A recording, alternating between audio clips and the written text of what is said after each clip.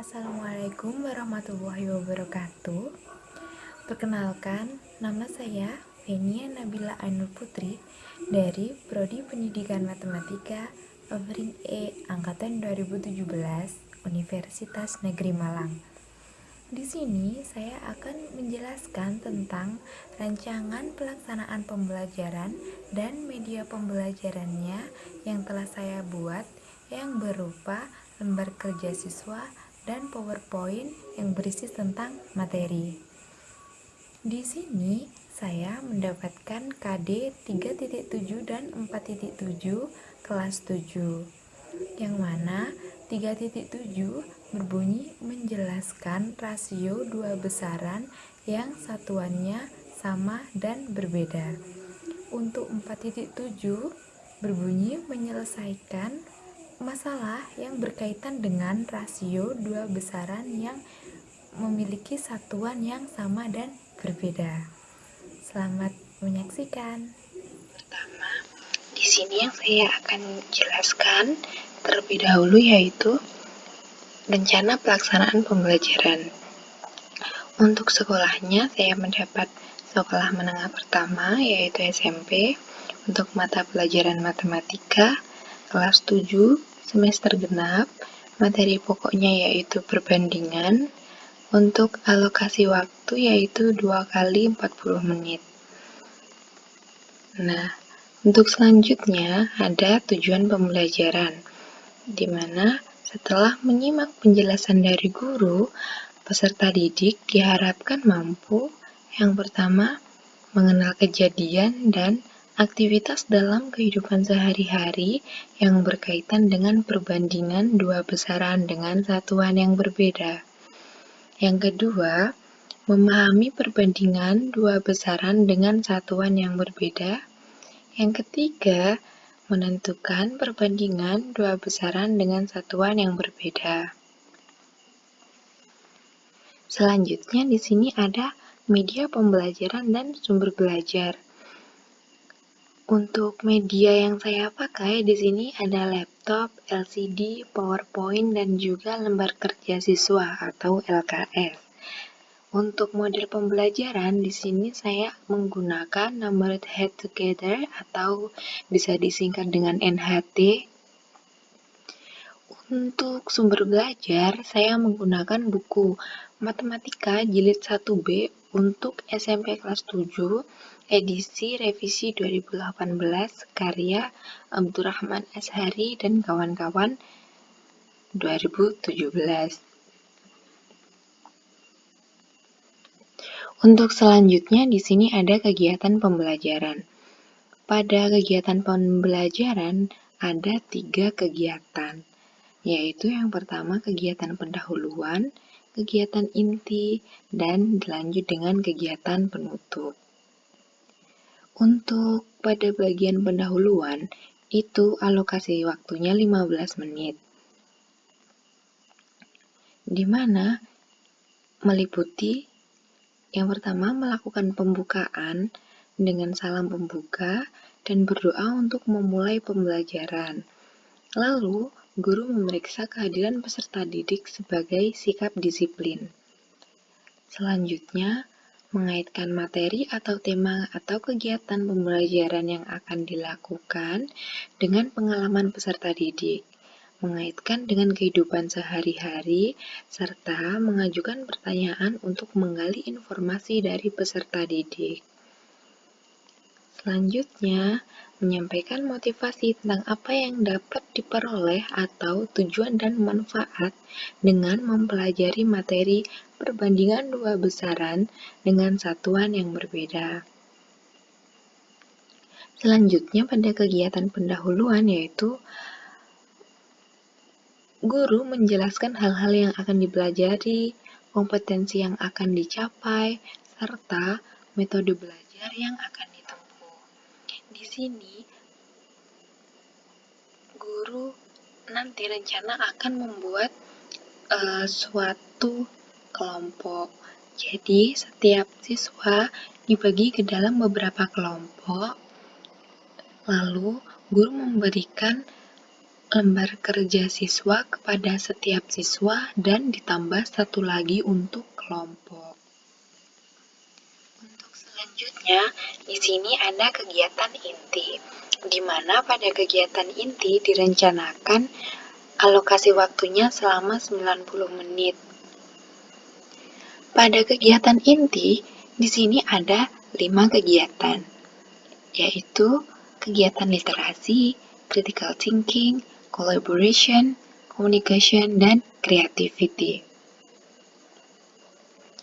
Pada kegiatan literasi, di sini peserta didik diberi motivasi dan panduan untuk melihat, mengamati, membaca, dan menuliskannya kembali. Jadi, ini nanti guru meminta siswa untuk membaca buku pegangan siswa. Setelah itu, guru meminta siswa untuk siswa mengamati apa yang disampaikan guru melewati PowerPoint dan meminta siswa mencatat hal-hal apa saja yang dianggap penting. Selanjutnya, di sini ada critical thinking.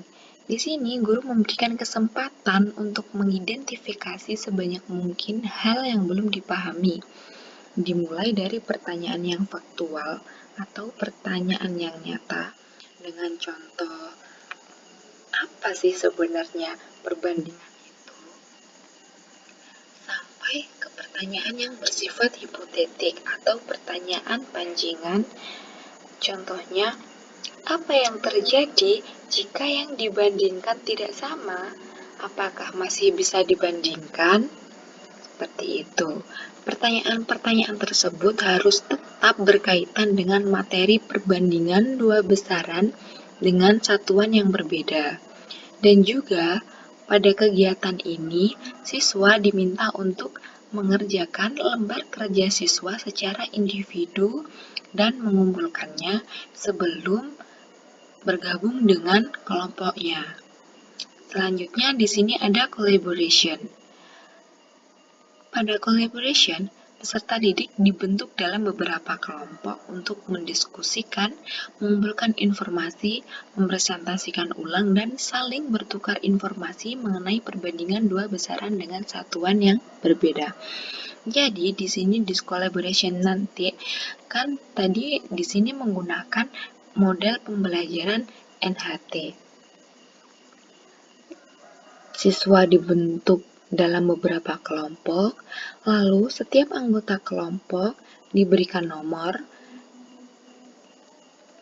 untuk nanti dipanggil secara acak presentasi atau mengemukakan pendapatnya ke depan kelas, atau ada yang nomornya sama pada kelompok lain, itu memberikan saran, memberikan komentar, atau memberikan pertanyaan kepada yang mempresentasikan. Jadi di sini peserta didik gabung dengan kelompoknya, lalu menggabungkan pemikiran-pemikiran yang mengerjakan LKS secara individu tadi, lalu digabungkan dengan jawaban-jawaban dari teman sekelompoknya untuk mendapatkan jawaban yang lebih bagus. Selanjutnya di sini ada communication. Di communication, peserta didik mempresentasikan hasil kerja kelompok secara klasikal, lalu mengemukakan pendapat atas presentasi yang dilakukan, kemudian ditanggapi kembali oleh kelompok dan individu yang mempresentasikan. Selanjutnya ada creativity. Guru dan peserta didik membuat kesimpulan tentang hal-hal yang telah dipelajari terkait dengan perbandingan dua besaran dengan satuan yang berbeda. Peserta didik kemudian diberikan kesempatan untuk bertanya kepada guru, bertanya kembali kepada guru atas hal-hal yang belum dipahami oleh siswa.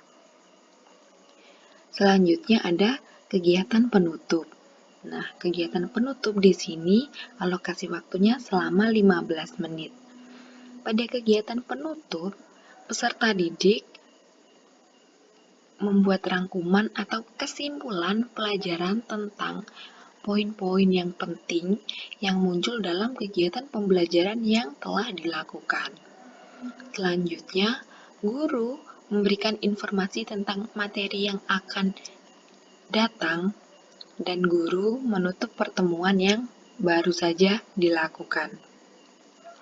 Lalu di sini yang selanjutnya ada asesmen atau penilaian. Di sini saya menggunakan penilaian 2, yaitu yang pertama penilaian pengetahuan dan yang kedua penilaian keterampilan. Pada penilaian pengetahuan ada tertulis uraian, yakni tertulis uraian yang tadi pekerjaan lembar kerja siswa yang secara individu dan tanya jawab. Ketika siswa rajin melakukan tanya dan menjawab pertanyaan, di situ dapat nilai tambahan. Untuk yang kedua, di sini ada penilaian keterampilan. Penilaian keterampilan, saya menilai penilaian lembar kerja siswa yang berkelompok dan juga nilai keaktifan dalam presentasi, kejelasan dalam presentasi. Seperti itu. Selanjutnya, di sini saya akan menjelaskan PowerPoint yang berisi tentang materi dengan judul memahami dan menentukan perbandingan dua besaran dengan satuan yang berbeda. Pada awal-awal di sini ada merecall. Apa saja yang di-recall? Yaitu satuan panjang, satuan massa, satuan banyak benda, dan satuan kecepatan. Karena keempat ini nanti akan berguna dalam mempelajari perbandingan dua besaran yang berbeda. Selanjutnya di sini saya memberikan contoh ilustrasi situasi yang melibatkan cara lain untuk membandingkan suatu bilangan. Selanjutnya ada kesimpulan dari ilustrasi tersebut. Selanjutnya ada kegiatan mengamati, terus ada kegiatan contoh, jadi diberikan suatu contoh dan juga diberikan alternatif penyelesaian agar siswa mempunyai pandangan untuk nanti mengerjakan lembar kerja siswa. Oke, setelah tadi kalian melihat penjelasan tentang materi yang ada di PowerPoint, selanjutnya di sini saya akan menjelaskan lembar kerja siswa. Untuk yang pertama di sini ada petunjuk umum untuk mengerjakan LKS ini. Selanjutnya di sini nanti ada 9 soal, yaitu ada beberapa soal yang memberikan penjelasan, memberikan contoh, lalu juga ada soal-soal cerita yang berkaitan dengan kehidupan sehari-hari, seperti berjalan kaki dan jual beli di pasar. Seperti itu. Seperti ini. Nah, di akhir, pertanyaan terakhir, siswa diminta untuk memberikan kesimpulan atas semua yang dikerjakan di atas tadi. Sekian tadi penjelasan dari saya.